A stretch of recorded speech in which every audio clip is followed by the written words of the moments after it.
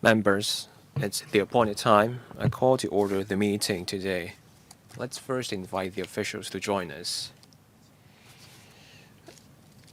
Now, we have received a letter from a committee under the FTU, and that letter conveys the views of the FTU on manpower and competitiveness. I believe the letter has been tabled. Now, the item for discussion today is about the reform of the Employees Retraining Board. That's the first item. Members who wish to speak, please press the Request to Speak button. So I believe we have the government officials and the team from the Employees Retraining Board here.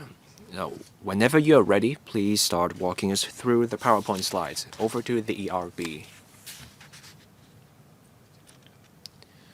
Chairman, we're here today because the ERB is undergoing a reform. So we will be briefing members on the short-term measures being implemented, as well as the research on the medium-term and long-term measures. So I want to first invite Professor Simon Wong from the ERB to take us through the slides. Good morning, everyone. Now we have the Executive Director and also the Deputy Chief Executive Director from the ERB. I'm only here in a ceremonious role. I took over as the chairman only on April 1st. So this is a meet and greet for me. I want to meet with members. I want to hear from members to find out their concerns so that we can do better in the future. The 2024 policy address accepted the recommendations on the reform of the ERB in 4 ways. 1, repositioning, expanding service targets. 2, stepping up research capabilities to get a grasp of the skills needed in the future. 3, promoting a skills-based approach and developing skills-based learning pathways. And 4, optimizing the mode of operation and integrating training resources. So, in terms of substance, we will get to the details in a moment. The ERB will take forward these reform directions in phases. So for stage 1, meaning the short-term measures, we have dropped the cap on educational attainment. In the past, we offered training only to those at the below degree level. Now, no more cap applies. Even a PhD holder can receive training here. We want training for all, and we have also offered extra training places, 15,000 in fact. And we have also stepped up collaboration with leading institutions and leading businesses. We have also stepped up job matching. The work is well underway. Now I turn to stage 2, the medium to long-term measures. We have hired a consultant to work on a report. That work is also well underway. So that work has to do with the details and timetable for the medium to long-term measures. Our target is to submit the recommendations within this year to the government. Without further ado, I now want to invite Mr. Byron, the Executive Director from the ERB, who will take us through the details of the reform and the progress of the work, and then we will be happy to take questions from members. Mr. Byron. Thank you. I want to spend a few minutes to go through the slides. Those slides have to do with our reform. 2 years ago, the policy address invited the ERB to do a full review. Last year, we submitted the report. And then the policy address of 2024 accepted our recommendations. So we went ahead with this full reform. As Professor Wong, our chairman, just said, we have 4 directions in our reform. Simply put, repositioning, stronger research capabilities, a skills-based approach, and also optimizing operation. We're taking a phased approach to these reform measures. For the immediate measures, as Professor Wong just said, starting from the 1st of January this year, we dropped the cap on educational attainment, meaning the 3.8 million people aged over 50 in the workforce, everyone can access training from the ERB. We want to identify a larger part of the workforce. They may not be part of the workforce now, but we want more people to join the workforce. Starting from the 1st of April this year, we have provided an extra 15,000 training places, so that altogether we have 165,000 training places this year. So more service users now, we want to roll out more courses for them. In the first quarter this year, an extra 15% of people signed up for the courses, 50,000 trainees in total. 7,000 of them had an educational level above the sub-degree level, and that's roughly in line with our projection.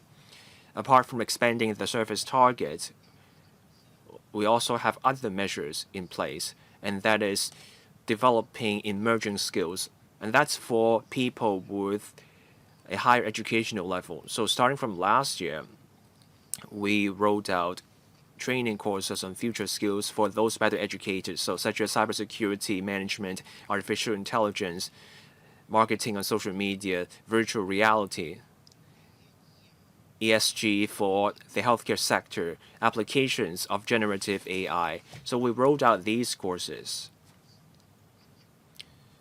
Our goal is upskilling for all, continuous learning for all. That's to support Hong Kong's digitalization. For the future, we want to roll out more courses involving skills for the future and also professional certification. That way, we have courses for people from all industries and hoping to go into all industries. Now, for our current offerings, we want to add elements of digital skills. So those at the mid-level, we want them to have the skills for digital work, so that we will be rolling out more modular courses. That way, people with a job can enjoy flexibility in accessing our training courses. We will work with more tertiary institutions. In March, we teamed up with Hong Kong U School of Professional Continuing Education and also the Hang Seng University of Hong Kong and the Institute of Professional and Vocational Education and Lifelong Learning of the Education University of Hong Kong. Last month, with member support, we started the partnership with these three institutions. In the future, we will work with more such tertiary institutions. We will also work with leading businesses and also emerging companies.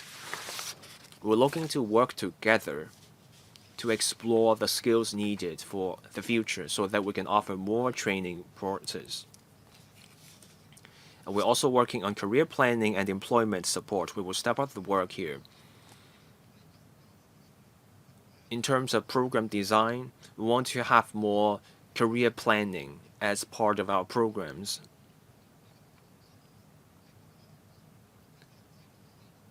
We want our trainees to get a better sense of how their career planning should proceed. We also have placement officers.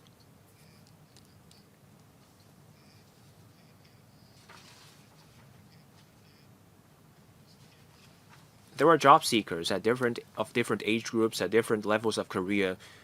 We want our placement officers to help them get a sense of where they stand and where to go next. So these are some short-term measures we're taking.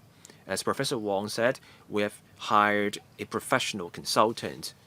The consultant will help us look at where our medium and long-term measures should go. That will help us get a grasp of the future skills needs. And we also want branding for the ERB so that people will be aware that the ERB is for everyone, and we will be exploring things like amending legislation and renaming the ERB, etc. So we welcome views from members so that we can take away these views and discuss with our consultant how we can speed up our medium and long-term measures. Thank you. So we thank the LWB and the ERB for the presentation. We start with Mr. Lam Chun-sing, 4 minutes. Thank you. I'm with an organization that is a training body of the ERB. For me, I also served on the board of the ERB. I worked with Professor Wong. The chairman actually knows retraining very well.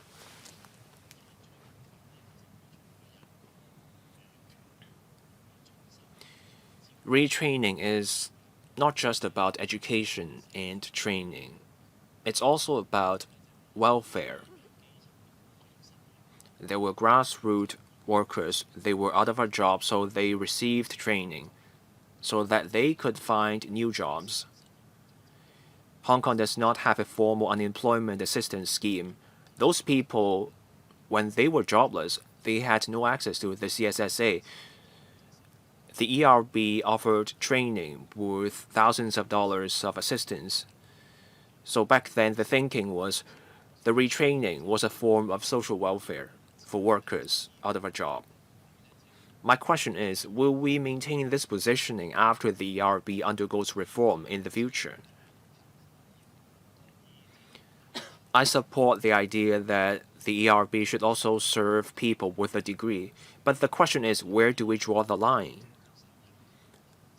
There are workers, better educated, they are on a medium or high income, they are willing to fork out $100,000 for a training program. Should we subsidize their training with public money? If we go too far along this path, then you wonder. There are universities offering professional training as well. Will we be affecting those institutions? Should we be focusing on what's needed for Hong Kong's transformation or emerging industries? Should we be focusing resources on those areas instead? So my question is where we draw the line. Now I turn to my third point. We have the retraining board, retraining fund. It's sitting on more than $10 billion. The Employees Retraining Fund looks set to be able to keep running services for the years to come. Now the government is facing a huge deficit. For 6 funds, the money will go back to the government's general account. And the government said it would consider moving money from other funds. The government is thinking about moving money from those funds to the government account. The Employees Retraining Fund has more than $10 billion on its account. So I wonder if the money will be moved back to the government account. I wonder if that will affect retraining.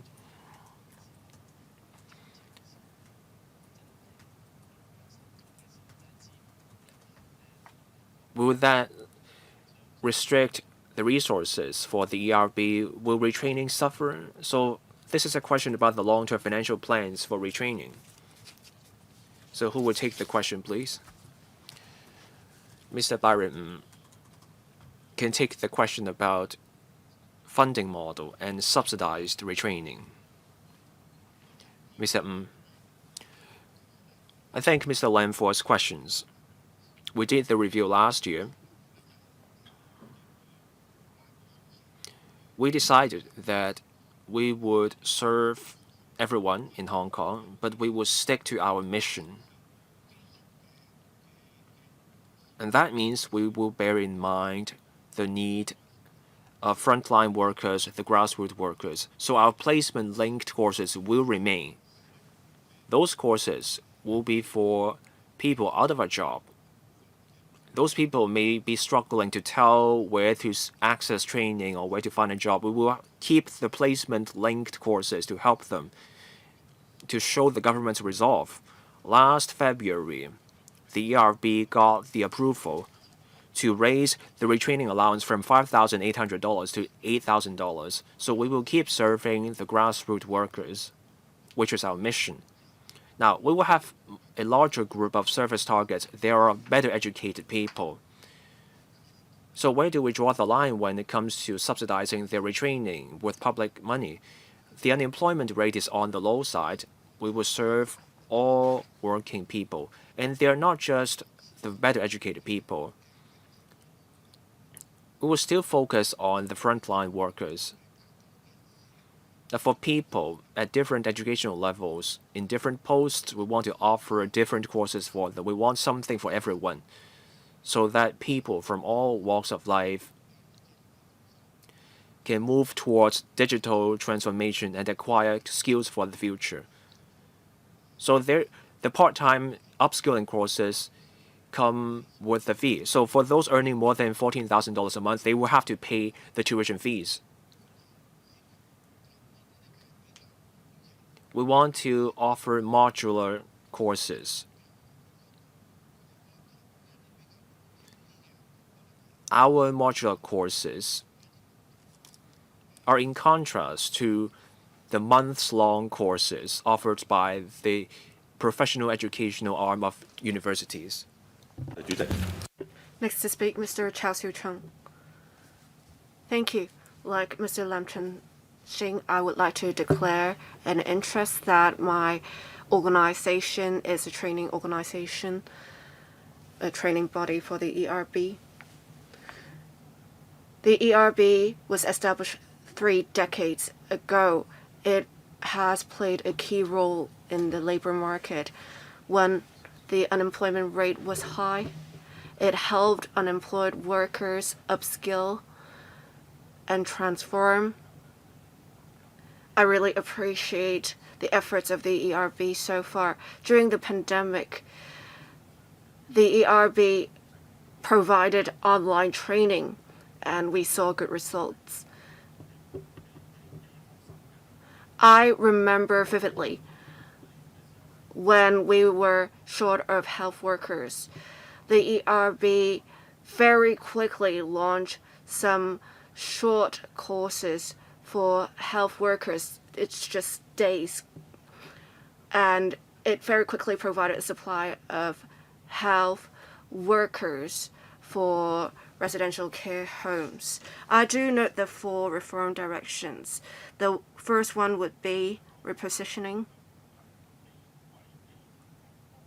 In future, they will provide employment before they would provide employment-based training to grassroots workers. In future, they would take a skills-based training strategy. And the executive director said that they still have the ERB's original vision in mind, but with this change, I think there is some confusion about the ERB's future direction. For many years, the ERB has helped grassroots workers transform, and it has also helped employees acquire new skills when the economy undergoes transformation. I think this positioning is very important. How in future can we maintain this positioning? They did talk about how there are employment-based courses, and I understand that there is an indicator of 40%. Would you have less of such courses, placement-tied courses, and in future you would have more skills-based courses? I also note in the paper you have 20-odd courses for holders of higher education qualifications. And I want to know what these courses are. How would you conduct publicity for such courses also? The executive director said in future there would be collaboration with top-notch enterprises. I understand there will also be collaboration with higher education institutions. I understand the model of collaboration, but what is the model of collaboration with top-notch enterprises? Thank you. Deputy Secretary, the ERB will indeed maintain its original vision to a certain extent. They would provide training for grassroots workers still. They just want to broaden their coverage to serve the whole working population. There will still be adequate support for grassroots workers. As for the rest, I'll let Mr. Byron answer the questions. All right, if I can share with you my observations. Professor Wang. I understand in principle your concerns. We do want to provide adequate protection to grassroots workers. But when the ERB was first established, Hong Kong was in a different stage. We had many textiles workers, many other factory workers. They were out of jobs. So they really had to undergo transformation. We now face different challenges. AI is rapidly developing, and it may affect not just grassroots workers. It may affect a broader group of people, which is why we lifted the restriction on educational attainment to allow those with university qualifications or above to undergo training. But we will not forget the grassroots workers. As for, well, what you said about placement-type courses. Well, can you give me some time? I will try to organize my thoughts before I speak. Mr. Byron, can you speak first? Thank you. Right now, we have 40% of the courses being placement-type courses. There is no plan to specifically increase or decrease the number of courses offered. It all depends on the market. But, as I said earlier, we conducted a review last year. As Professor Wang said, instead of job-based offerings, we would have skills-based offerings. We have seen the skills needed change very quickly. If we train people for certain jobs, the jobs may have different requirements for skills in a few years. We want to provide training on skills that are cross-disciplinary, say digital skills or generic skills, so that it would be easier for people to get jobs. As for whether the courses are placement-type, well, we do want to have part-time courses that would allow workers to upskill themselves, because these are just generic skills. But we will also have full-time courses for grassroots workers who are out of jobs. We will keep in view the demand. If we see there is a certain level of demand or even increasing demand for placement-type courses, we will act accordingly. As for the 20-odd courses suitable for people with higher educational attainment, we have, say, for business applications of generative AI and AI-enhanced social media content creation and marketing. These courses are quite popular. We have a number of courses that are very popular. We also have the course in Python, the programming language. It is also very popular. Mr. Chao Zhucheng's third question was on skills, and we are trying to explore what skills are required in the job market. We understand the trainees' level of capabilities, and we need to know what skills are required in future, which is why we have plans to collaborate with top-notch enterprises to see in future what they would need. So I have been working with Microsoft since time and another enterprise, LinkedIn, so that we can work together to gauge what skills are needed. We are also working with different parts of the world, training organizations, to see if we can have our trainers trained at these institutions. These are options we'll look into in future. Well, I only have a short follow-up. We have two different terms, employment-based and skills-based, but they work towards the same goal. We want workers to have jobs. If they are not out of jobs, that is already part of our goal achieved. Thank you, Mr. Tang Fei. Thank you. I am a director of research for Island School Association. I also note that the association is a training organization. I note from the paper that a report has been submitted and the ERB is looking into different ways to undergo reforms. But the ERB is different from Ivy because Ivy has direct management of the courses offered and the trainers.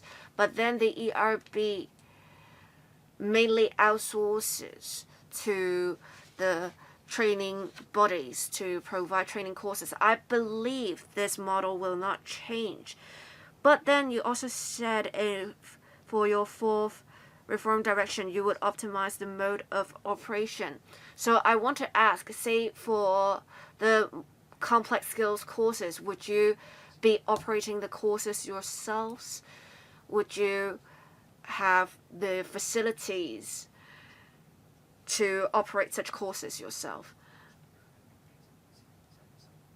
For grassroots workers, they are out of jobs, and you originally provided training to them, and you are maintaining this vision, but we also have higher skilled workers in dead-end industries that may also need help. I don't think you should compete with tertiary institutions, but I would say this. We need to think about what courses QF's levels are going to be. We need to make sure these levels are high enough to be attractive to higher income workers. And we think about, say, for micro-credential courses, that they would have to be recognized in some way. And for those with higher educational attainment, they care very much about this. So how can you make a distinction of such courses from the courses for grassroots workers? Again, I think you're not trying to compete with tertiary institutions. We have the Labor and Welfare Bureau. However, admitting skilled workers of different skill levels, have you tried to collaborate with the Labor and Welfare Bureau to make sure you are nurturing a number of people to tie in with the number of people admitted or imported? Because we don't want to have too many workers imported that will take away the jobs of those you are training, right?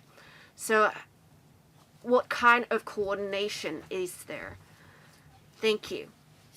I'll let Mr. Byron talk about the qualifications. Thank you. We are trying to optimize the mode of operation indeed, but that will not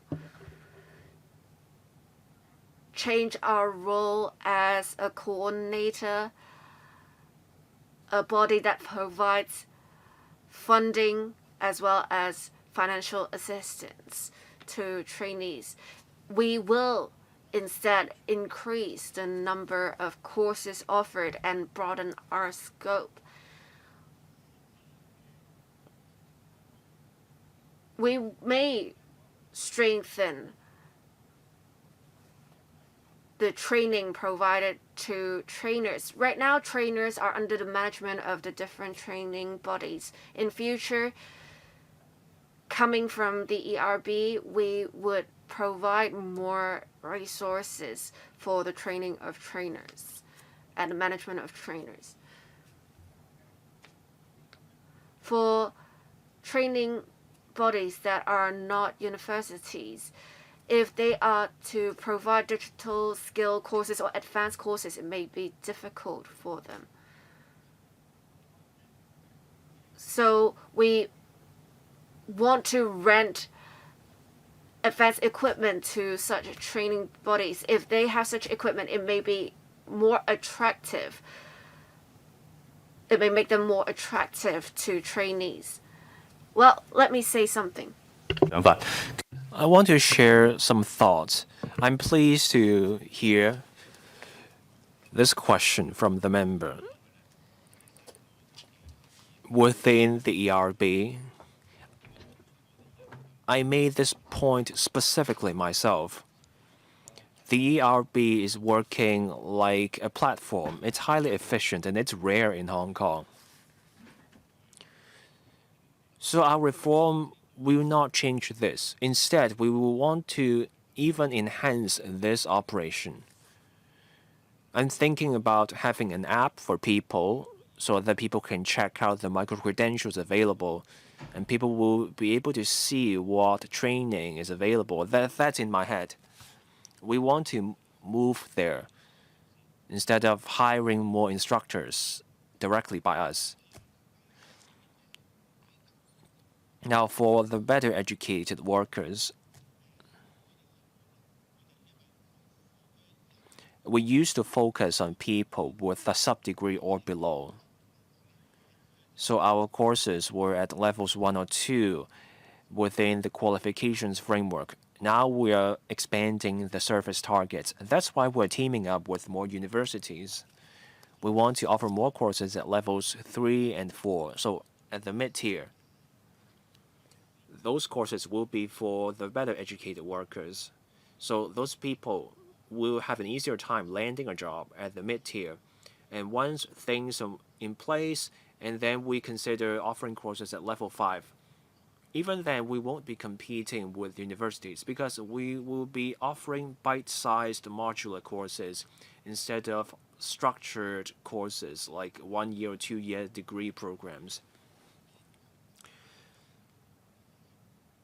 So for someone, a trainee with a level 4 course completed under their belt, for those trainees, when they want to move to the next level, we want them to be able to take that level 4 accomplishment and move on to a level 5 course. Now, on the other question, the Deputy Secretary can take the question. Now, for the government, when we develop our manpower policy, we keep an eye on the labor market. The same goes for the ERB's program design. So there is coordination. Ms. Lillian Kwok. I want to declare that I am an external consultant with 2 NGOs. I also sit on the board of some NGOs. The ERB's training helps people switch careers and switch to different industries. Now, the feedback I got from NGOs is that the largest struggle lies with the requirement of landing a job. Now, since we're enhancing the arrangement, can we go one step further? We are offering training on emerging skills. Now, in the mainland, there's a tech firm. This tech firm helps match gig workers with jobs. So can we take a page out of their book? So say an NGO trains the trainees and then they help these workers find a job. So can we have a platform that matches trainees with jobs? I have just heard the point about emerging courses, emerging technology, about the use of AI and its applications. Platforms evolve constantly. But what are the core skills people need? Logical thinking, skills in asking questions, for example. We need people to have these core skills. But do we focus on these points in our courses? That's not obvious to me. I don't see the focus on that in AI courses. Instead, the courses focus on how people should use AI, so we should be focusing on that. My third point is that we should bear in mind market needs. But people are wondering, what is our manpower projection like? Is core development based on the manpower projection? I see outdated courses. Those courses may not be in popular demand. We shouldn't be waiting for the market. We should be thinking a step ahead. Let's think about what the market will be like in 2 years' time. So these are the points I wish to make, and would like to see what the government thinks. Chairman, I will comment on the third point. As we said in the opening remarks, for the medium and long-term reform of the ERB will need to step up its research capabilities so that it will be in a better position to grasp not just the present position of the market, but also where the market is going in the future, so that the ERB can run suitable training programs for workers. So I thank Ms. Kwok for her comment. On the other questions, I will invite the ERB to take those questions. Mr. Byron, I thank Ms. Kwok for her questions. There were two broad kinds of courses. We have placement-tied courses, followed by 3 to 6 months of placement follow-up. We don't jump into matching right away. The placement officers help the job seeker find the potential jobs and companies that may work for them. The placement officer also provides some matching services. Now, the second kind of courses are non-placement tied. Those courses are focusing on skills, so no placement services for the second kind of courses. 60% of our courses are non-placement tied. NGOs have their respective strengths. They can focus on skills training, so they can run non-placement tied courses.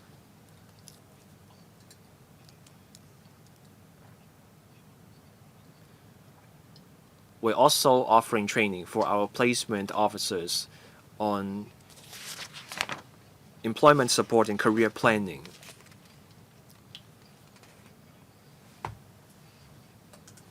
Now on AI skills and applications, this is the direction where the ERB is moving.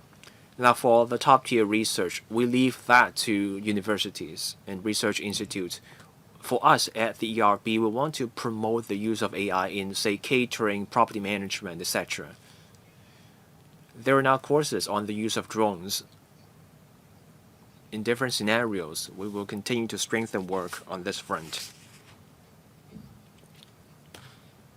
We will work with different training bodies and businesses to come up with application-based courses. Chairman, one comment. Platforms evolve constantly. Technology is a tool. AI is used to aid teaching. Indonesia and other places are also taking this approach. The government needs to take a serious look at how we can make good use of AI to help people who are trying to re-enter the job market or switch careers. Next, Mr. Lai Tong Kwok. First, I want to congratulate Professor Simon Wong. He's doing an important job. When the ERB updates us at the next occasion, I look forward to hearing from his success stories. Our unemployment rate is on the low side. We have a labor crunch in the service sector. That's why we have a sizable group of imported workers in Hong Kong. Let's look at Shenzhen. Shenzhen is offering much better services, especially in dining.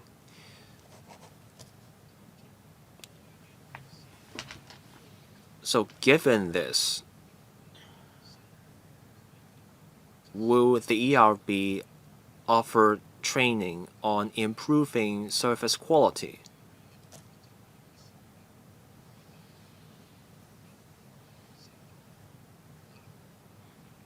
If you can do that, you will get greater customer satisfaction.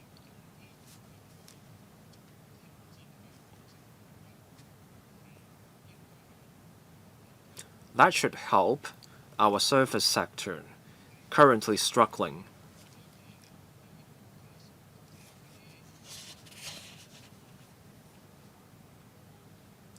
The paper also mentions the better educated workers. The ERB is trying to help them as well.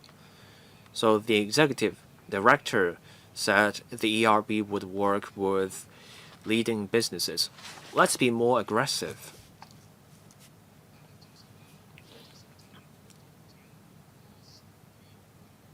We're trying to bring businesses to Hong Kong to develop new quality productive forces. Those businesses are looking for talent.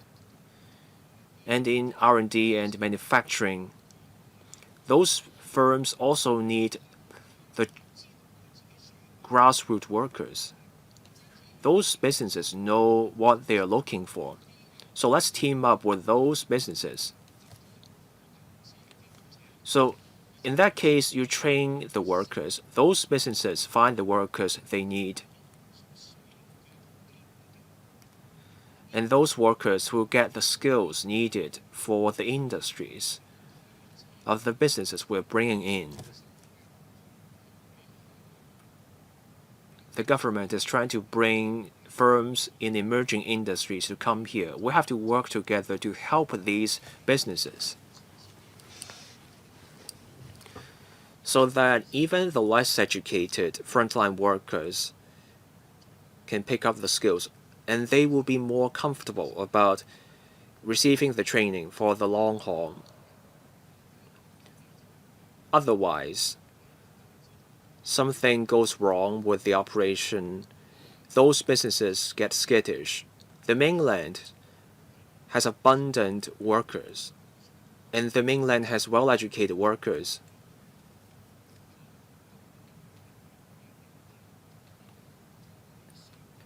And that will mean our workers will become less and less competitive.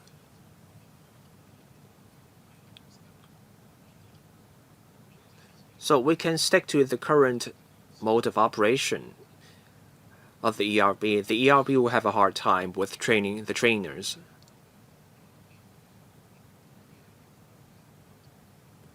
So let's put in more work on the area I just mentioned.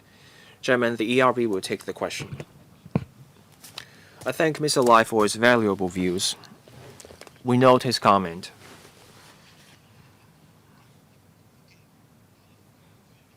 We will focus on skills for the future, and that will mean not just digital skills, but also skills needed by businesses for the future, such as environment, social, and governance. Hospitality skills are also skills of the future. Last year, there was talk about courtesy and hospitality. So we launched 3-hour courses on hospitality for people in retail and dining.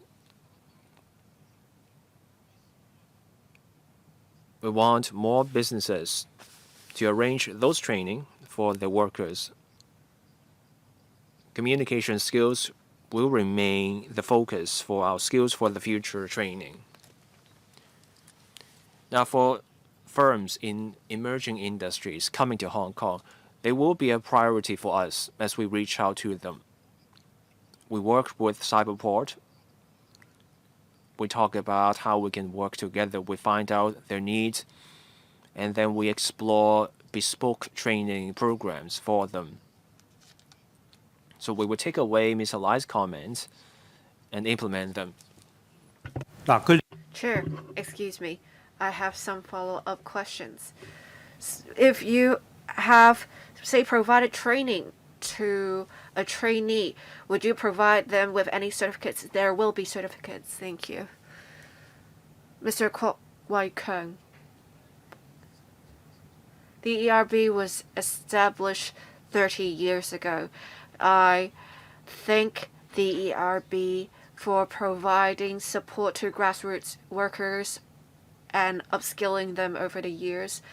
Of course, they are still working hard on this. I do support a general direction of the reforms, including relaxing the age limit, as well as providing diversified training courses. We have before members a table of paper from a committee of the FTU to promote training. We, of course, urge the ERB to maintain its original vision to a certain extent to provide training to grassroots workers. I would also say this, the development blueprint of the ERB should tie in with future development of the labor force and the job market in general. I have 2 questions.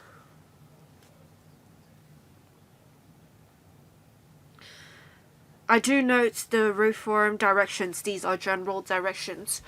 How can we gauge the effectiveness of our initiatives to move towards the 4 directions? Will there be KPIs set in order to better gauge the effectiveness of the measures?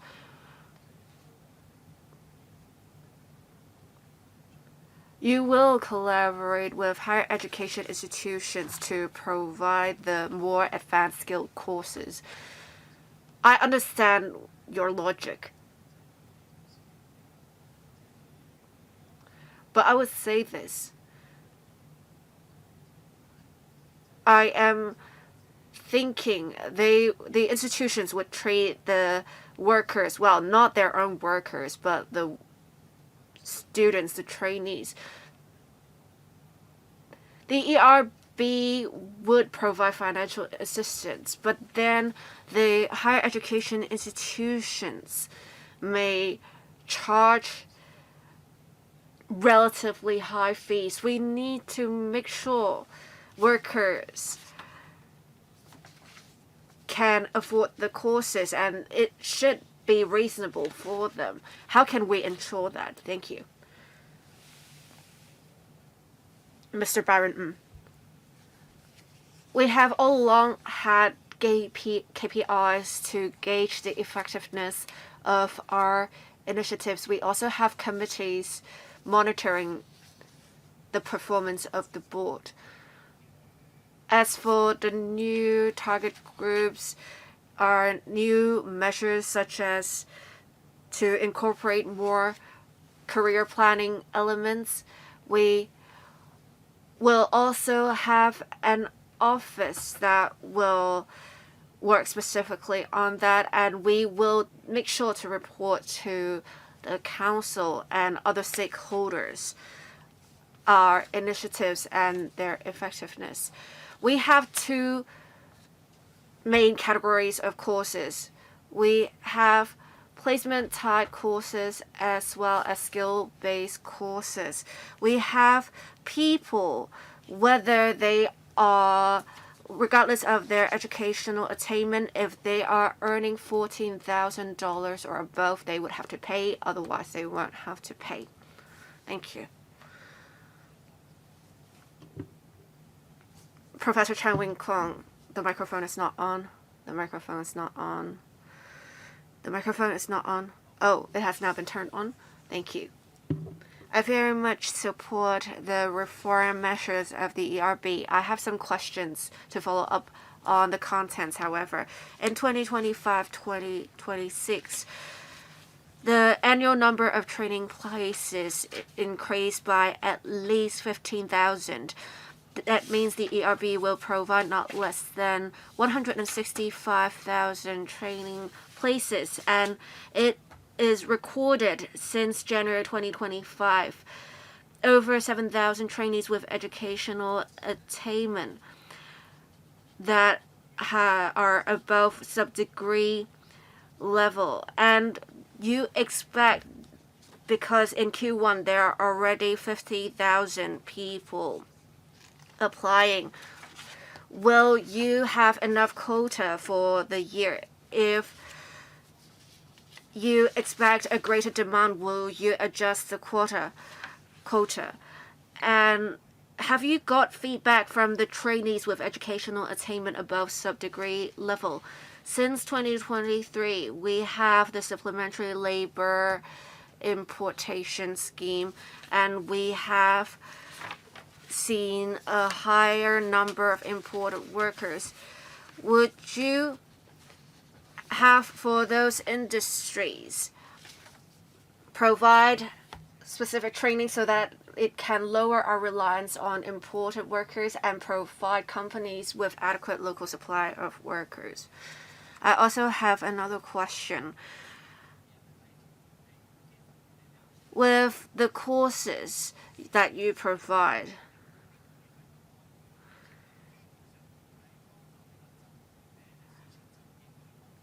it seems that we have seen some trainees going into illegal works. Say those who have taken relative health care courses, they actually go into Tuina. We need to make sure we are not allowing those trainees to take up illegal work, because Chinese medical practitioners are actually certified. Since these courses are also funded by public money, we need to make sure public money is being used legally. And I also want to ask, the ERB said they would rename the institution. What name do you have in mind, or what is the progress? Deputy Secretary, we do not have any updates as to the new name of the ERB at the moment. As for trainees with educational attainment above sub-degree level, what their feedback is, I will ask the ERB representatives to answer the question. Right, Mr. Baron. We have the target 165,000, a quota for the whole year, but we also have 30,000 places that will be our contingency places. So we will gauge the situation mid-year if necessary.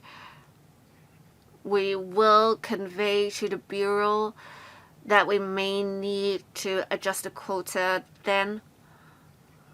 We will have regard to our finances as well as the capabilities of the training bodies, but we will try to meet the demand as best we can.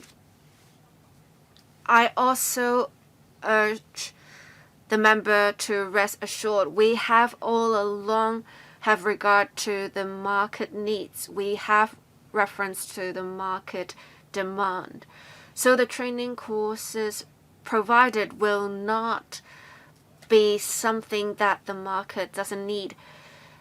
If courses are not admitting enough students, we will actually just cancel the courses. And every year we will conduct a review to see if the courses are still needed by the market. As for those taking Tuina courses, if they are providing massages at other premises, we will gauge the situation to see if that is the case. Thank you. Well, I would say this, Chair. The ERB's role is to upskill the labor force to meet the market needs. But then, with collaboration with higher education institutions, it may get confusing as to the role of the ERB. Can you make sure to provide training only in areas that would benefit Hong Kong? I know that you have different courses. You also have those who are trying to provide care to women who have just given birth. You also provide courses for dispensing, but then it seems that people are taking those courses only to get the financial assistance. How can you make sure the trainees would actually go into these sectors or these jobs after taking the courses? You don't want people just taking the courses, getting financial assistance, but not work these jobs, right? Mr. Byron, we actually have very strict KPIs for these. We need to have the training bodies to establish employer networks, and the trainees will be recommended to the employers upon completion of the course. And we also require 70% employment rate upon completion of the courses. If this 70% threshold is not met, we will punish the training bodies by lowering the number of courses they can offer on behalf of the ERB. We also gauge various parameters such as how trainees may have moved to other jobs or even left the job market altogether. We do have surveys to make sure these reports are real, to follow up on where the trainees are working. Well, I want to follow up on something. You have offered a lot of TOEIC courses. Since you have figures, can you provide information to me after the meeting? What is the trainee situation of TOEIC courses upon completion of the courses? I would say the CMPs do not need those to work in TOEIC. I don't think they benefit the sector in any way. CMPs do not need those work in TOEIC. Since you have figures, can you provide the relevant information to me after the meeting?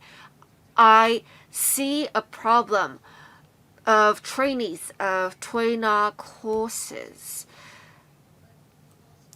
illegally engaging in work that is just illegal and they are not supposed to practice. And I also note that there are those who are helping women in confinement. They have taken relevant courses, but they also engage in illegal work. Can you, since you have the figures, provide the figures of the past 20 years to me after the meeting? Mr. Byron, I more than welcome to have further exchanges with the member, but then I disagree with what the member said. I think you don't need to argue with me. Since you have figures, can you provide the figures to me? Or you can just tell me you don't have figures. Well, I can communicate with you after the meeting. Do you have figures? I do not have the figures on hand. Well, in that case, can you provide a written response after the meeting? Don't just say that you will talk to me after the meeting. Okay, please provide the figures after the meeting to the member.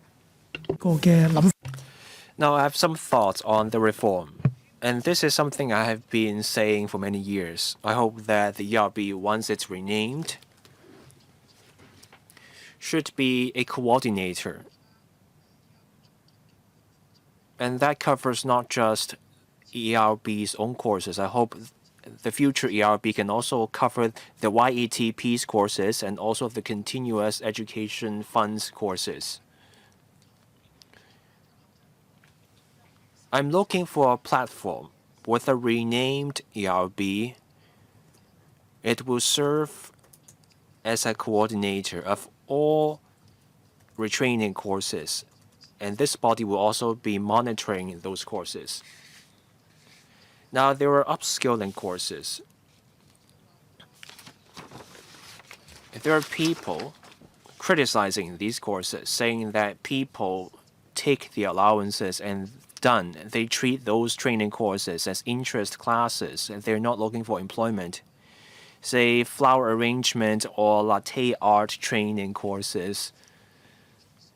So I wonder, with the ERB's reform, can we find a way to make sure that people taking your courses are indeed looking for employment or upskilling after taking your courses? So can we have some kind of institutional arrangement? Say someone who does not land a job afterwards, can we restrict this person to taking one course per year? We don't want people just taking the courses for their allowances or simply taking the courses as interest classes. And for the potential labor force, can we have targeted courses for them? Our next item will cover that. We will be covering women, seniors, people of ethnic minorities, people with disabilities, and people with special educational needs. These I call them disadvantaged workers. Can we have special courses for them? Can we have school-based classes? We now have enterprise-based classes under the ERB. So can we do such classes for schools?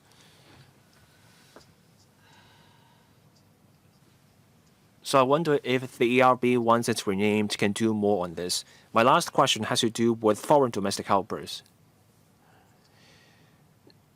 Now, the ordinance prevents the ERB from offering training for foreign domestic helpers. The only such training courses available are offered by NGOs commissioned by the Social Welfare Department. Now, since the ERB wants to offer training for all, can we offer training for foreign domestic helpers? I know that may warrant amendments to the Employees Retraining Board Ordinance. So can we offer some kind of training without any subsidy? Can we allow training bodies to offer training to foreign domestic helpers? Because that will help families where both parents work. And then we will be unleashing the labor force. That should be in line with the ERB's objective. So over to the Deputy Secretary. Thank you, Chairman. You have raised some great points. And your remarks are actually in line with the research currently underway, the consultancy study. The chairman just mentioned the ERB's future role as a coordinator and integrating different courses, and that's in actually our direction. The CEF has resources, and we're looking at working with the CEF. Unleashing the labor force is our next item for this meeting. The ERB does have measures and training programs for older workers, so we can save that for the next discussion item. So that's all from me for now. Anything to add from the ERB?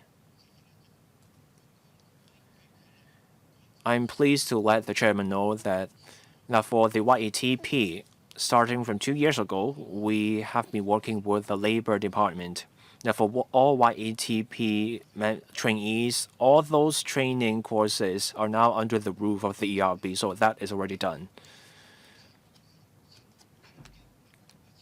I want to take this opportunity to clarify something.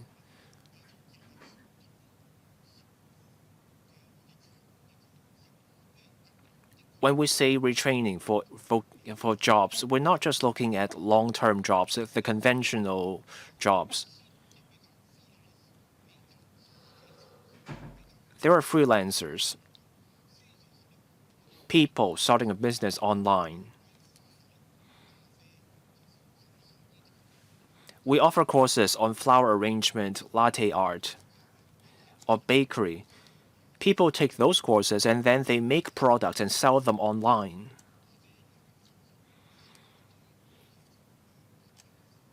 Some people may perform magic tricks or or make souvenirs or offer flower arrangements at an event. That's a key part of the informal economy. There are people who do not take a full-time job or they cannot take a full-time job, so they take such courses. They pick up skills. During the COVID years, many people were laid off. There are people with some means, so they picked up coffee making skills. They may start their own coffee shops. At restaurants, there are professional baristas. So that's a form of employment.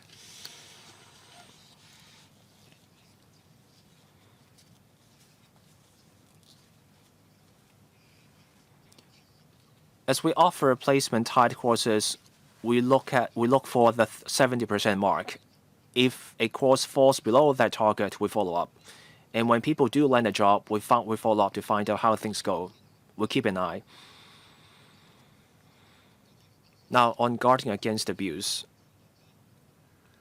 someone who's between jobs can only sign up for up to 2 placement-tied courses. They can only claim the retraining allowance for just 1 course, and they can only apply for the allowance once per year. That's it. As for upskilling courses, those don't come with allowances. People have to pay the training costs.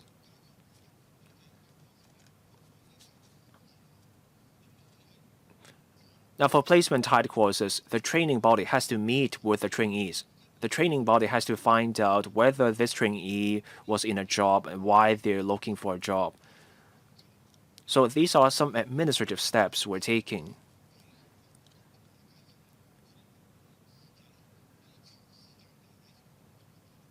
There are people from all walks of life. They may not be able to work all the time. So we try to get more people to work, even as freelancers or on an ad hoc basis or as part-timers. These are ways we can get more people to work for the community. Now, on training for foreign domestic helpers, our consultant has been in touch with us over whether we should be charging foreign domestic helpers to receive training. We're exploring whether that will help get more local women to work. That's part of the review. Thank you. Professor Chen Wing-Kwong would like to speak for the second round. We have overrun, so let's do 1 minute. We thank the ERB and the LWB. We come on to the next item, unleashing the potential labor force. So we invite the officials to join us. Now, when we started the work of this subcommittee, we commissioned the research division of LegCo to conduct research on maternal and senior employment in Singapore and Japan. So our LegCo's research office came up with a fact sheet. So I want to invite Mr. Kerry Chu, head of the research division of LegCo, to walk us through with the 8 of slides. And I also invite members who would like to speak to press the request to speak button now. Thank you, Chairman.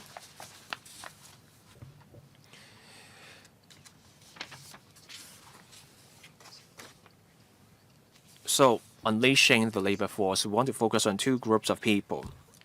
1, women aged 25 to 54. 2, seniors. Now you have those aged 55 to 64. We call them seniors.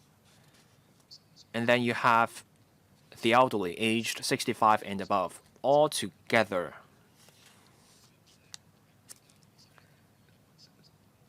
there are roughly 1.3 million of them in Hong Kong. So a single percentage point may mean 10,000, more than 10,000 people. Our presentation comes in 4 parts. We discussed the 2023 figures, so I want to give members an update on the 2024 position. And then I will cover measures to get women to work in Singapore and Japan, and then I will come to employment of older workers before a conclusion. Now, in 2024, our labor force participation rate. Let's look at the changes. The first chart, let's look at the blue bars. In 2024, 54.7%. for 6 years in a row, for 5 percentage points over the past 5 years. Let's look at other parts of Asia, 62% or 68% and 64% in South Korea. Hong Kong is obviously on the low side. Why were we so low on this participation rate? Here's a breakdown. Now, let's look at men aged 24 to 54, the blue bars, or the green bars. Now, for males of this age group, we are on a par. We are just a bit behind the other places, so that's not where the problem lies. Let's look at women of prime age. Our labor force participation rate for this group was 72.5%. And we were way below other parts of Asia like Singapore, Japan, and Taiwan. And then we can look at the distinction between married and unmarried women. Again, you see a huge gap. For never married women, the blue bars, we were at 88.4%. And we were on a par with other places. But then you look at married women, our rate fell to 64.1%. So that's more than 10 percentage points behind Japan and Singapore. So that's where the problem lies, and we will be exploring the possible policy reasons for that. Now on the older workers, let's look at the blue bars aged 55 to 64. We were at 58.6%. And let's look at the other places in Asia, and we were more than 10 percentage points lower. And that's also one key reason dragging down our overall labor participation rate. Now for seniors, the red bars, we were at 13.6%. We were only at a third of Singapore's level.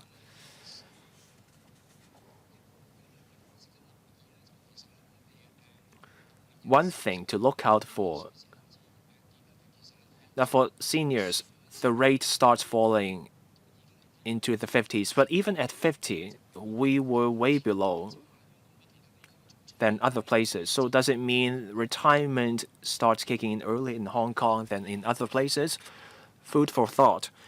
Now let's come to policies in Singapore to get more women to work. Singapore started acting on their low fertility rate many years ago, so they started launching measures. Even when Prime Minister Lee Hsien Loong was in office, and now you have Mr. Lawrence Wong in office, they have launched many measures. So in Singapore, women of prime age are working, and the share of the workforce is increasing. Last year, it was at 86.6%. Now, I will come to their parental leave in a moment. Let's look at the measures that lead to the high participation rate among women. So first, you have the parental leave. Our maternity leave here in Hong Kong is 14 weeks, paternity leave 5 days. So early on, Singapore overtook us in these areas. Starting from April this year, so just a month ago, Singapore just rolled out parental leave for parents who look after their newborns. 6 extra weeks of parental leave to be shared by parents, and that will go up to 10 weeks in 2026. So new measures are still coming out in Singapore. And then in Singapore, you have massive childcare places. I just covered care for babies aged 18 months or younger. There used to be just 5,000 places for such babies. In Hong Kong, we offer only 2,000 or so places for children up to age 2.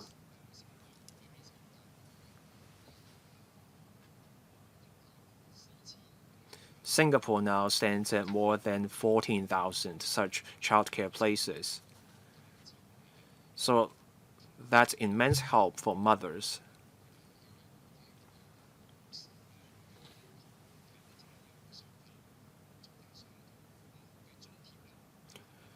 There's a cap on the fees charged by childcare places in Singapore, and there are subsidies for Singaporean residents. So the fees only make up roughly 6% of the local median monthly household income.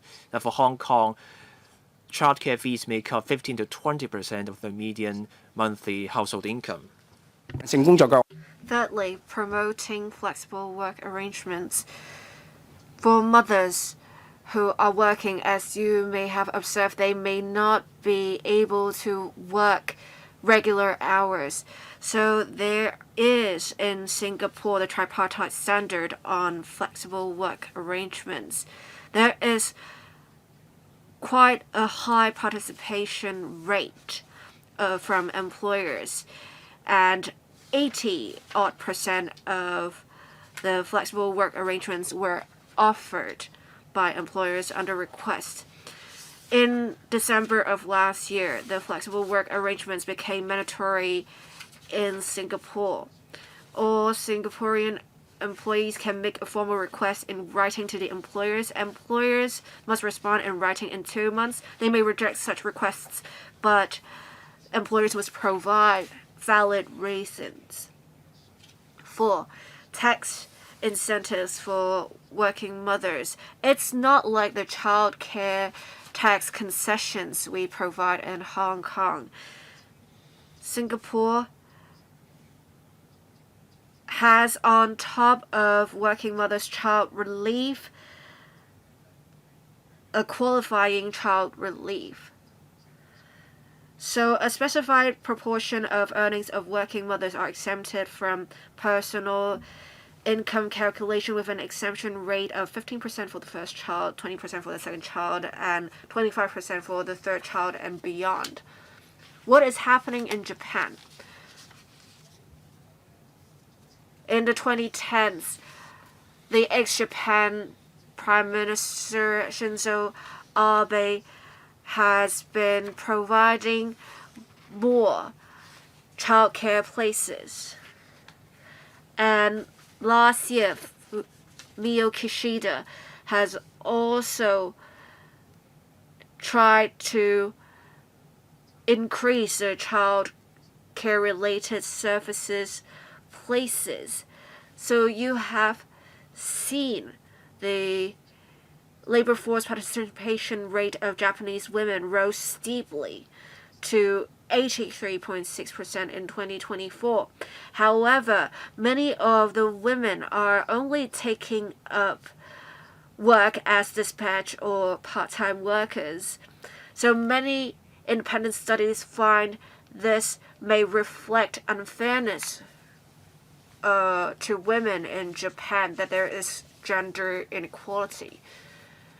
And you can see here from 2004, there has been a significant increase for non-regular jobs for women and the number of childcare places in Japan. With the major policy initiatives taken in Japan to boost women employment, there are several. 1, encouraging fathers to take up more parenting duties. In Japan, the paid maternity leave is 14 weeks. Paid maternity leave of 4 weeks was introduced in 2022. And we have seen that there is an increase in that recently. And for Singapore, it is quite generous, the paid parental leave, as we mentioned earlier. In Japan, it's 44 weeks for women and 48 weeks for men the first year of childbirth.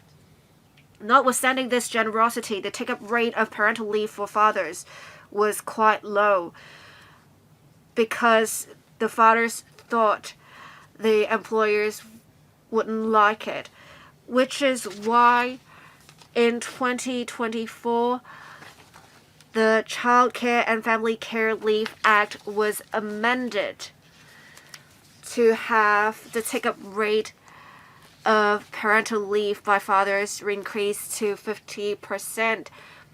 And it also requires medium-sized firms with over 300 employees, as well as large companies, to disclose the share of their male employees taking the parental leave as from April 2025, essentially giving them some pressure. Another approach that Japan has taken is rapid expansion of childcare services over the past 10 years. They have increased the enrollment rate as a result of subsidized childcare for children, tripling from 16% in 2005 to 44% in 2022. Again, these services are quite affordable. The third initiative of Japan is that there is a new requirement mandating employers to offer flexible working options to working parents. In fact, as from April 2025, enterprises are mandated to offer at least 2 flexible working options, such as working from home to employees with preschool children aged 3 to 6. For infants aged under 3, efforts must be made to allow their parents to work from home. For senior employment in Singapore, the latest trends are that we see in 2024 at least 72% of the older people in Singapore are working. We have a much lower rate in Hong Kong. We have seen very early on Singapore wanting to promote senior employment. There are therefore a number of measures to promote that. We have seen Singapore do something that is not seen in Hong Kong, that is lifting the statutory minimum retirement age. Under the Retirement and Re-employment Act enacted in 1993 in Singapore, the statutory minimum retirement age was first set at 60 in Singapore, and it was raised later twice, in 2022 to 63, by 2030 to 65. As long as workers want to work, employers cannot dismiss an employee for age reasons. Next, there has been progressive lifting of the statutory re-employment age. Employers are mandatorily required to re-employ their retired workers if their workers want to work more. Say, right now the retirement age is 63. If the workers want to work for longer, the employers must employ them for another 5 years maximum. But the terms may not be the same as those pre-retirement. The terms may be negotiated, and there is also an employment assistance payment paid to retired workers to enable them to tide over the difficulties while seeking new employment if the existing employers cannot re-employ their older workers. I will not go into the details for the financial incentives for employers to hire older workers, but basically there are various grants and credits. The credits will get higher if the age of the workers are older. So basically it would roughly be 2 to 7%. Alright. There are also incentives for employees, but this is not limited to older employees. It applies to all low-income employees. For those earning 20,000 or lower, they will be asked to stay in work. And for those who are 60 or above, they can get at most 4,200 Singaporean dollars. And for those who are younger, they can only get 2,100 Singaporean dollars. So these are incentives for employees. To prevent age discrimination in the workplace, we already see the relevant act in Singapore providing sanitary protection. Recently, Singapore passed another law for fair employment practices, but these will only come into effect next year, and this is an additional protection against age discrimination. I don't see a lot in desktop research specifically on the policy effectiveness of their training policies, but I would say this: from what we see, the Skills Future Level Up program would be available to those 40 or above to reboot their skills, and the training credit offered is approximately 20,000 Hong Kong dollars. So that's for Singapore. What is happening in Japan? As you may know, they have the most rapidly aging population. So they have also been actively promoting senior employment in Japan. For those age 55 to 64, you can see that the labor force participation rate is now at 80%. But then for those who are age 65 or above, it hovers around 20-odd%. The retirement age has all along been maintained at 60 in Japan. So it does not necessarily help promote senior employment in Japan. I think the other policy initiatives, the second and third one here, are more effective. One of them being statutory encouragement to employ elderly till age of 70. Again, the terms may have to be renegotiated, and the terms offered may be worse than pre-retirement or pre-70. There is also a law in Japan to have employees re-employed till the age of 65. They will provide options specifically for the encouragement to employ elderly till age of 70. There are different measures to provide incentives to employers for that. There's another incentive that is raising the pensionable age to 65. So for those who have yet to be 65, they are more inclined to continue working. There are also financial incentives to employers in Japan, but then they are not as attractive as those in Singapore.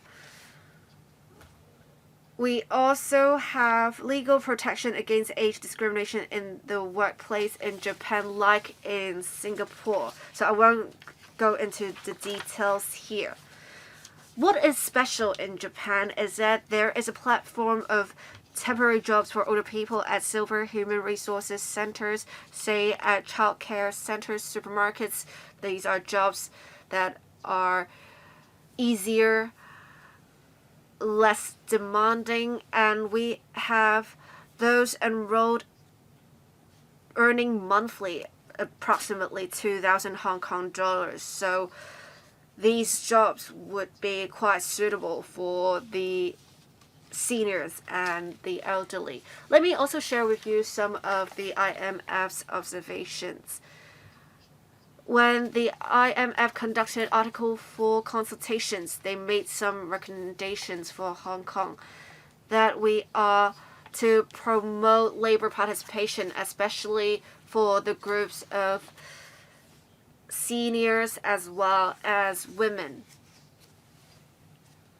We have seen many overseas evidence-based studies show that out of the different measures to support maternal employment, provision of childcare services is more effective. And the OECD study said,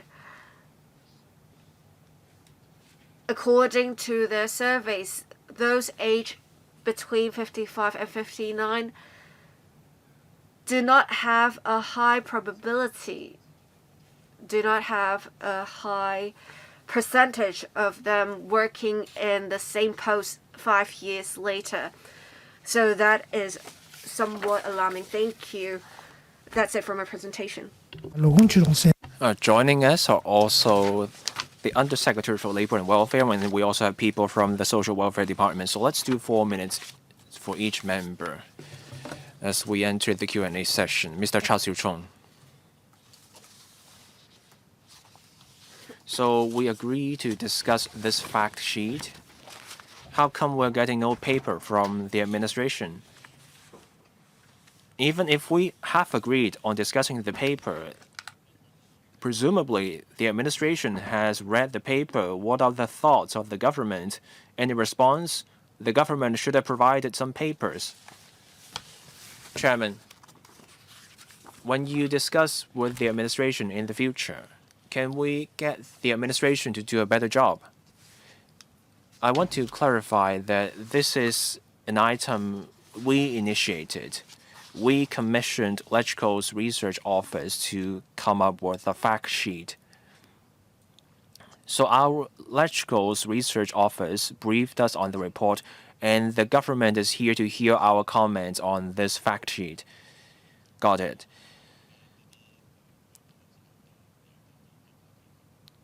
I would like to get the administration's views on this fact sheet.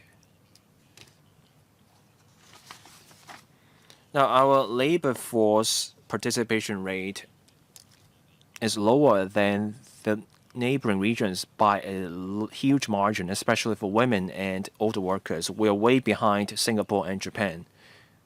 We say we're short of workers. If we take the government's figures at face value,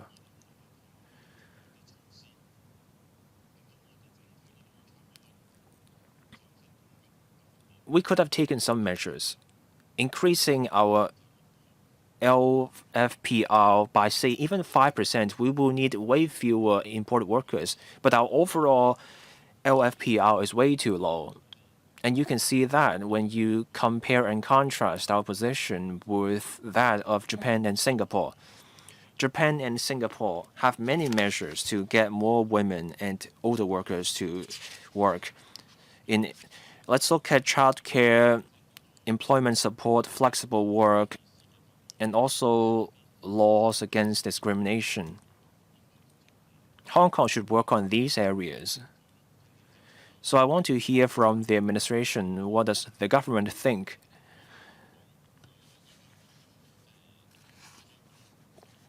We have imported many workers.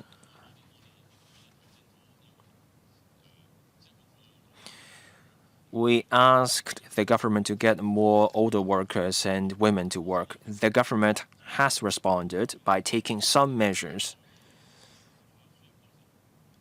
But we brought in 78,000 imported workers over the past 2 years.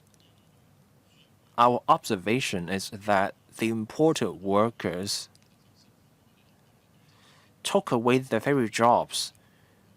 We would like to see local people fill up. Full-time workers became part-timers. Part-timers lost their job because of imported workers. Isn't there a policy inconsistency? We bring in so many imported workers. Meanwhile, we encourage women and older people to work. employers have said openly that they are letting go women and older workers. I've got many cases, middle-aged women and older workers. Those people lost their jobs because of imported workers. So as the government reviews the policy on imported workers, can we get the government to take decisive action to review this policy? I want to go to my final point. I got many cases. Someone aged 65 goes to a job interview. The employer or the prospective employer said, "You're too old. We don't want you." But the 65-year-old has the skills. They have ample experience. They fit the bill. But then you get people getting turned away for their age. The Equal Opportunities Commission gets 90 inquiries on average every year on age discrimination. The Labor Department also gets a dozen such cases every year. I believe that's just the tip of the iceberg. So my question for the government is since we have just looked at the cases of Japan and Singapore, even in the US and the UK, they have laws against age discrimination. So can we do a study? Can we explore local legislation against age discrimination to make sure that no job seeker, regardless of their age, will be discriminated against? Undersecretary. Now we have overrun, so I will just give a brief response. Now on imported workers,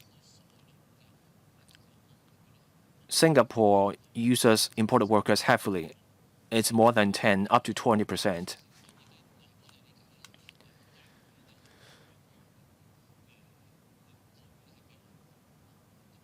Local workers get much better pay and conditions in Singapore. In Hong Kong, we have the employment ordinance governing the pay and conditions for everyone. So to replicate Singapore's experience, we will have to consider whether we want the same differential treatment. That may involve extra resources for local workers, and that may even lead to even more imported workers in Hong Kong. So we have to take a holistic view to see what works for us. I can see where Mr. Chow is coming from. Japan, like Hong Kong, has a smaller size of imported workers. We now have 70 to 80,000 imported workers, but we have a workforce of 3.7 million workers. So imported workers make up a small share of the local workforce. Now, on women and older workers, the Census and Statistics Department has said this. We lack a primary sector, so fewer older folks work. So I won't repeat the point already made by the CNSD again. Now, what about law against age discrimination? This belongs to the purview of the EOC and the CMAP. We will take away this comment and pass it on to them. Mr. Kwok Wai-kang. First, I thank the Research Office of Legislative Secretariat for this fact sheet. It's a comprehensive fact sheet. The case is clear. The highlight lies in the conclusion, and that is fewer women in Hong Kong work, and we are 10 to 15% behind Japan and Singapore. We're also 15 percentage points behind Japan and Singapore in terms of the share of older folks working. And the main reason from the fact sheet is that we're way behind in family-friendly measures in Hong Kong. So the message is clear.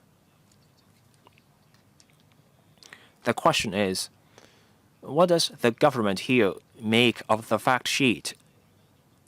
Does the government agree with the fact sheet?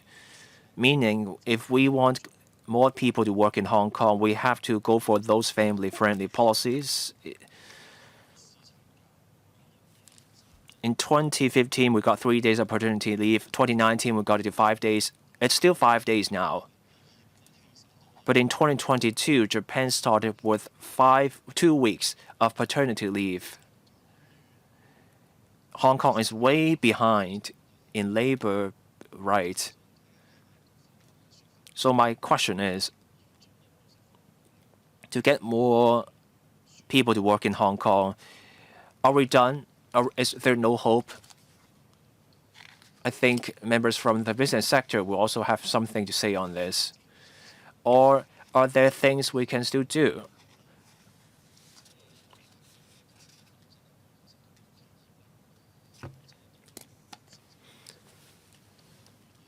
Businesses in Japan and Singapore are under pressure, but those businesses also fulfill social responsibility. They're more willing to hire older folks. And there are even laws in place for that. Those businesses also support their local women.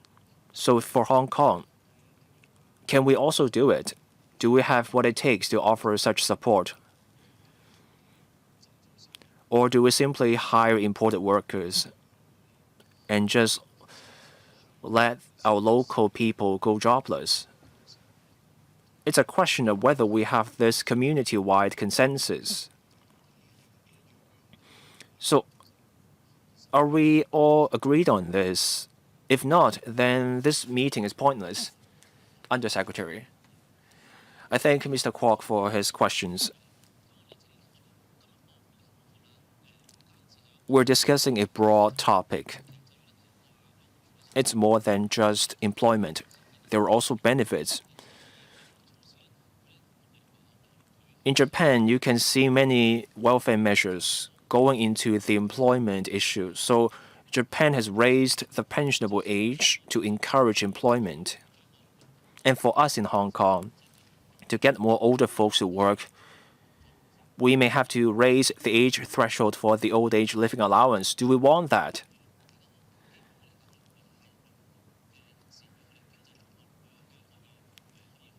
For older people, they can have fun, sail off into the sunset, but if they are of limited means, they will have to keep working.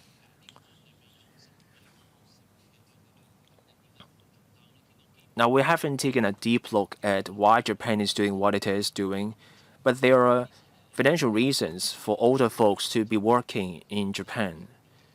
Maybe I will find out from the research office in a moment.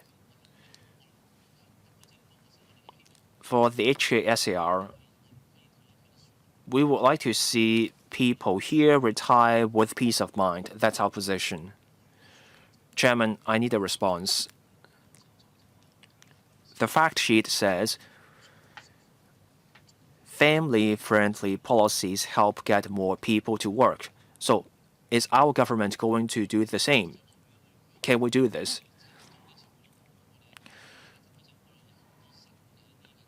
Chairman, we have discussed the many childcare measures we have launched under the current term government. We now have after-school childcare. Starting from next year, all primary schools across the city will offer school-based after-school care. We will also enhance the neighborhood-based community nanny scheme. So we can provide the detailed figures later on, but the current term government has doubled down on the work. Chairman, there's a long way to go. Mr. Lai Tong-kwok. Thank you, Chair. The paper demonstrates how Hong Kong is the worst in promoting senior employment. We have various concession schemes, say the $2 transport concession scheme that seems to benefit senior citizens. But from a macro perspective, the government isn't doing much to promote senior employment. They do not have comprehensive policy that is all departments are moving in the same direction. We probably don't have that. We have 100,000 civil servants. They are on pension terms and they are on new terms. The pensionable age, well, those engaged on the new terms have a higher retirement age than those on pensionable terms. For those engaged on pensionable terms, they do not have the option to increase their retirement age. I find that very odd. We have been promoting senior employment. The government is not acting by example. It seems that the government may have other considerations.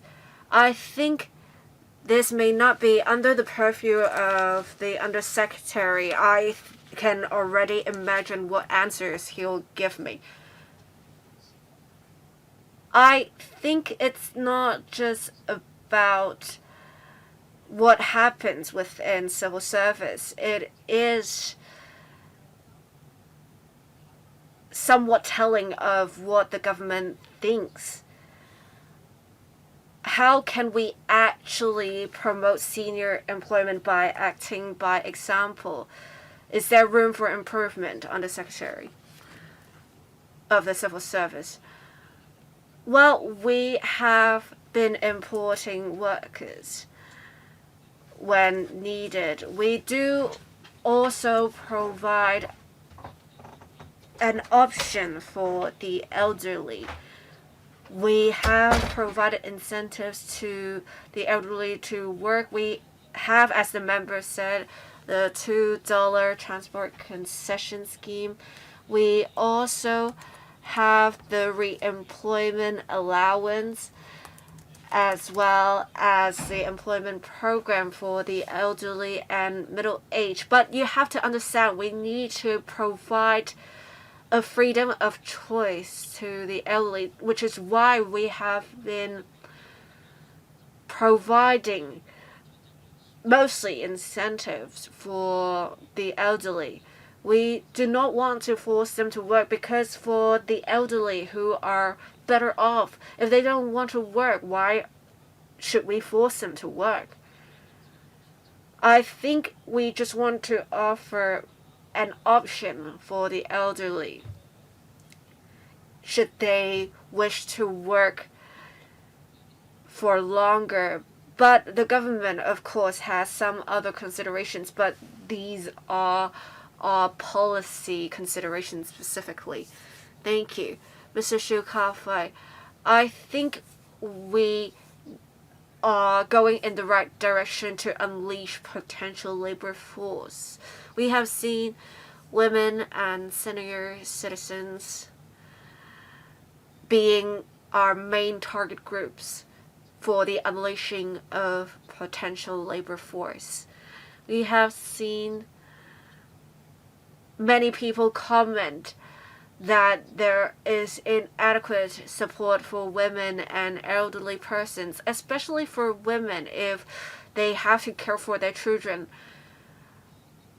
And this being the only reason they're not working, we should provide more support to them. We have seen other parts of the Asia-Pacific region providing great child care services and after-school care services, and Hong Kong has been lacking in this regard. We now have more child care service places, save for after-school care services. I hope this sends a message to women that we would provide support to them if they want to work. And I'm hoping they will work as a result of this.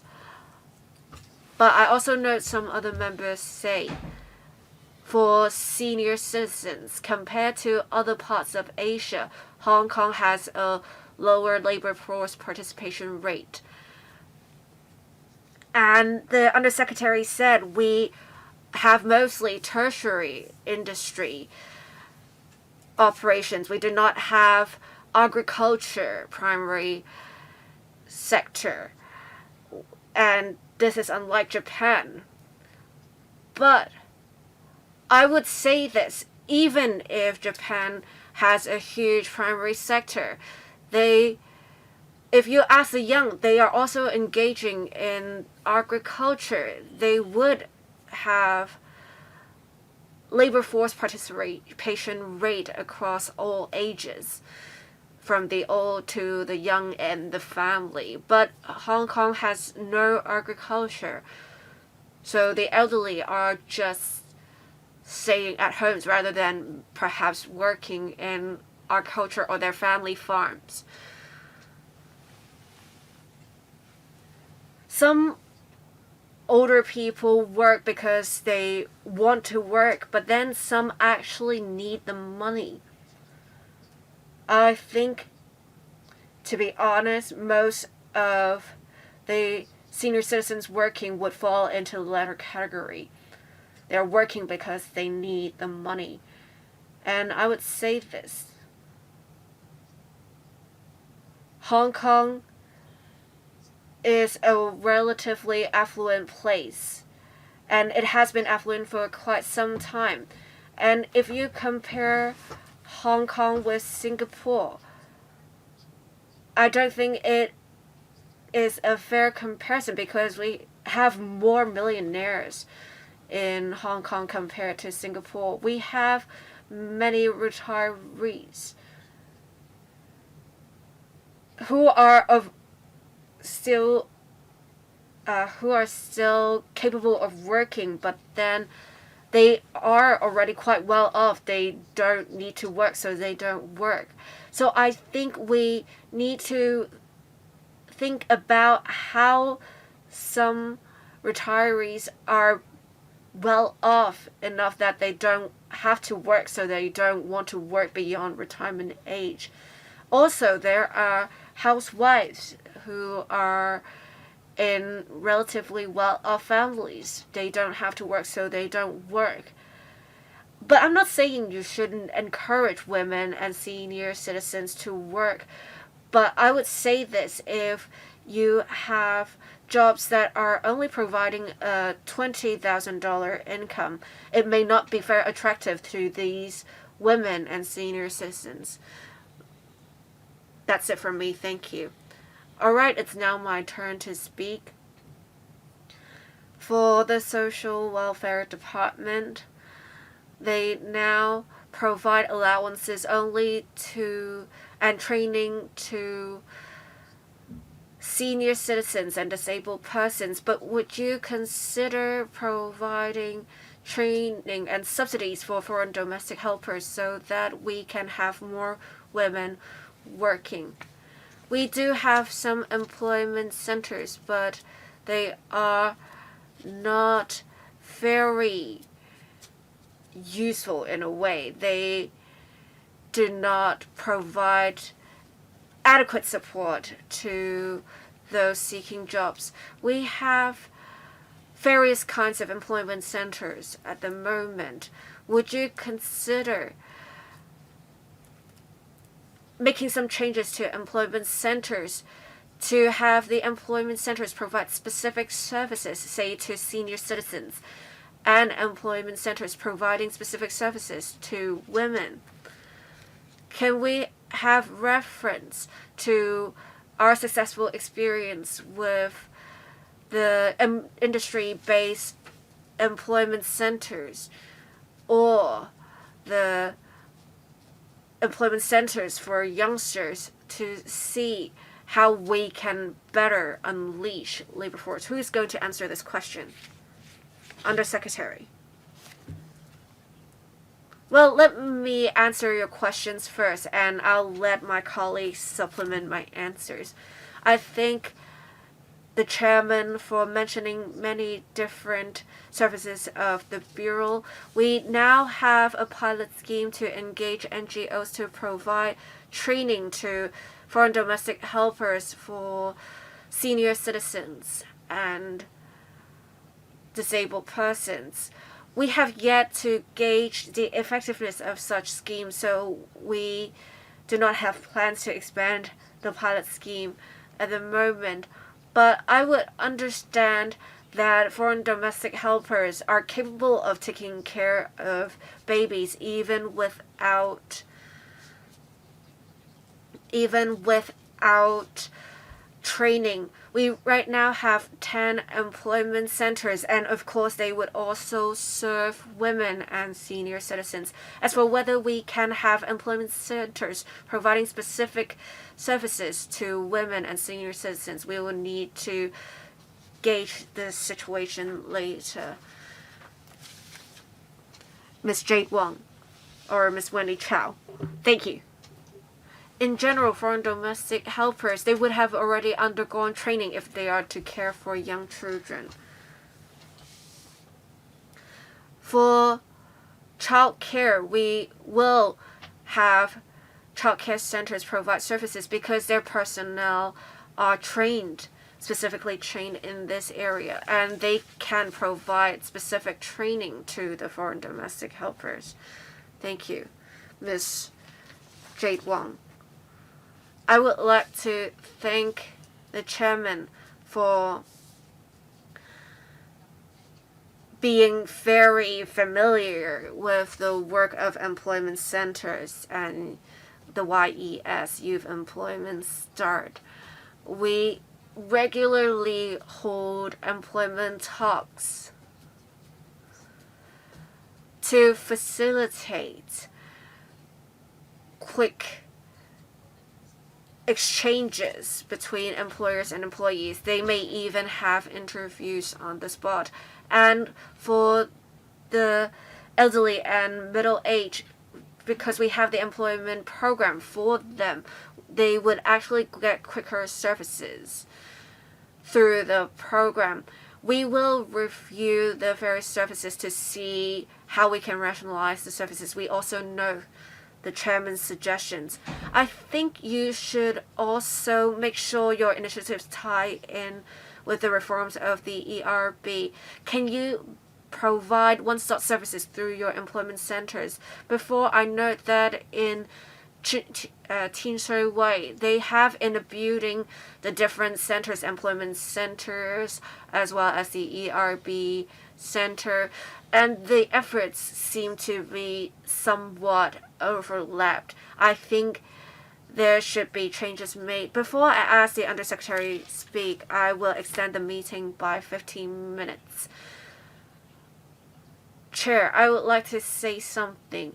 I understand where the chairman is coming from, but we also want to emphasize that with the employment centers providing job matching services, it's best that they provide specifically such kind of services. But I do note the member's suggestion on us having our initiatives tie in with the reforms of the ERB. Thank you. All right, we have no other members who would like to speak on the second item. Let's move on to the third item. This is the last meeting of the subcommittee, and we have completed our work on schedule. The Secretariat will prepare a report on the work of the subcommittee, and it will be circulated among members and submitted to the panel on manpower. I thank everyone for actively participating in the previous meetings of the subcommittee, and I also thank the research office for providing us with a very comprehensive report today. Meeting adjourned. Thank you.